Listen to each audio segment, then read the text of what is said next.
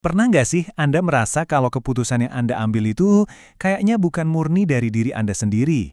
Entah itu dari iklan yang tiba-tiba bikin kita pengen beli sesuatu, atau obrolan yang kok arahnya jadi aneh?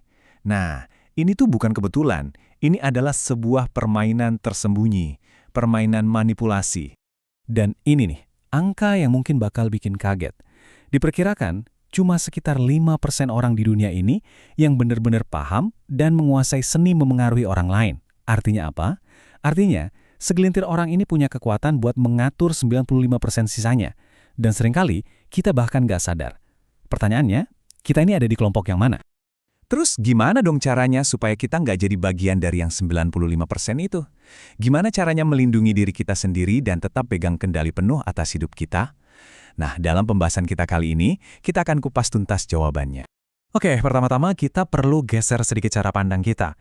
Manipulasi itu bukan sekedar sifat jelek seseorang. Anggap saja ini sebuah permainan. Permainan yang punya aturan main. Dan kabar baiknya, aturan itu bisa kita pelajari. Jadi, apa sih manipulasi itu sebenarnya? Sederhananya, ini adalah seni buat mempengaruhi orang lain. Tapi yang paling penting buat kita garis bawahi di sini adalah niatnya. Apakah niatnya tulus buat membantu? Atau ada udang di balik batu, niat tersembunyi untuk keuntungan pribadi yang bisa merugikan kita. Disitulah perbedaannya. Analogi ini pas banget. Bayangin deh, manipulasi itu ibarat sebilah pisau, sebuah alat yang netral. Di tangan seorang koki, pisau itu bisa menciptakan masakan yang lezat. Tapi di tangan yang salah, pisau yang sama bisa jadi senjata berbahaya. Semuanya kembali ke siapa yang megang dan buat apa alat itu digunain.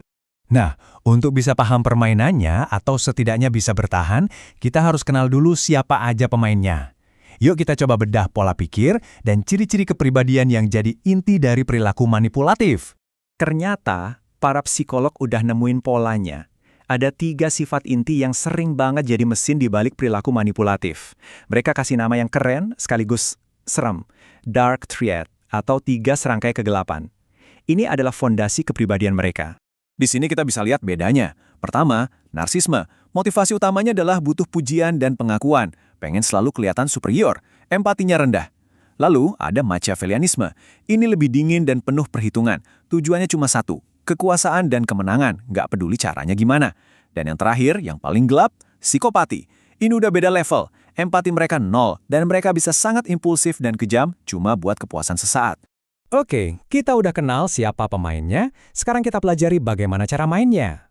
Setelah tahu pola pikirnya, yuk kita bongkar jurus-jurus andalan yang mereka pakai sehari-hari buat mengendalikan orang di sekitar mereka. Jurus pertama ini yang mungkin paling sering kita dengar belakangan ini, gaslighting. Namanya udah nggak asing ya di telinga, tapi apa sih artinya? Intinya begini, tujuan gaslighting itu cuma satu, yaitu untuk menghancurkan realitas Anda. Si manipulator bakal pelan-pelan bikin Anda ragu sama ingatan Anda sendiri, sama kewarasan Anda, sampai di titik di mana Anda merasa bergantung sama mereka untuk tahu mana yang nyata. Pernah dengar kalimat kayak gini? Ini contoh klasiknya. Mereka akan menyangkal sesuatu yang jelas-jelas terjadi sampai bikin kita bertanya-tanya. Jangan-jangan aku yang gila ya? Padahal jawabannya, tidak. Kita cuma lagi dimanipulasi. Lanjut ke taktik berikutnya. Yang ini lebih halus, lebih bikin nagih. Namanya penguatan intermiten atau intermittent reinforcement. Konsep ini awalnya datang dari eksperimen sama burung merpati. Ternyata, merpati jadi paling ketagihan mencet tombol kalau hadiahnya dikasih secara acak dan nggak bisa ditebak. Nah, pola kadang dapat kadang enggak, ini yang menciptakan kecanduan. Manipulator pakai ini dengan cara tarik ulur. Kadang dia baik banget perhatian, besoknya tiba-tiba dingin dan ngilang. Kutipan ini ngegambarin banget rasanya kan? Ketidakpastian inilah yang menciptakan siklus kecanduan emosional. Korbannya bakal terus ngejar momen-momen indah yang langka itu, dan akhirnya terjebak dalam permainannya. Dan taktik terakhir yang kita bahas di bagian ini adalah triangulasi. Kalau tadi mainnya berdua, sekarang mereka sengaja bawa orang ketiga ke dalam permainan. Jadi di sini, si manipulator nggak lagi main 1 lawan 1 sama kita. Mereka bakal bawa pihak ketiga, bisa teman, keluarga, siapapun, buat mendukung argumen mereka. Tujuannya apa? Buat mengisolasi kita, menciptakan dinamika kami lawan kamu yang bikin kita ngerasa salah dan sendirian. Dengan kalimat seperti ini, mereka menciptakan ilusi seolah-olah semua orang setuju sama dia. Tiba-tiba, ini bukan lagi soal pendapat dia melawan pendapat kita, tapi pendapat semua orang melawan kita. Ini taktik yang sangat efektif untuk bikin kita ragu sama diri sendiri.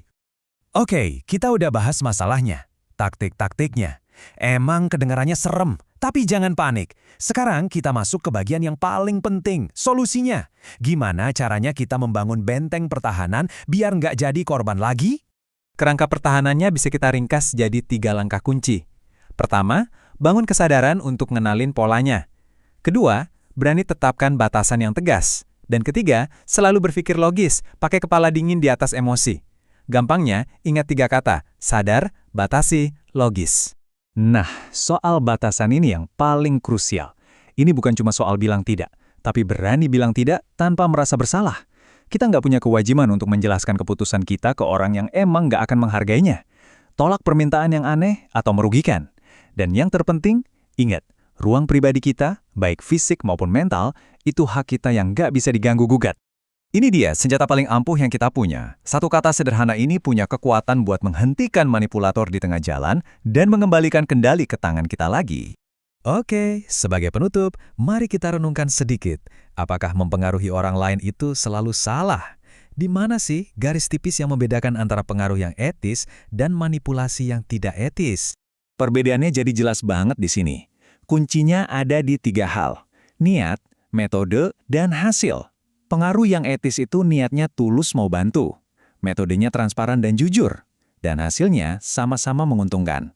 Sebaliknya, manipulasi itu niatnya mau manfaatin. Metodenya pakai tipu daya, dan hasilnya cuma satu pihak yang untung, sementara pihak lain dirugikan. Jadi, setelah kita bongkar semua ini, pertanyaannya kembali ke diri kita masing-masing. Pengetahuan adalah kekuatan.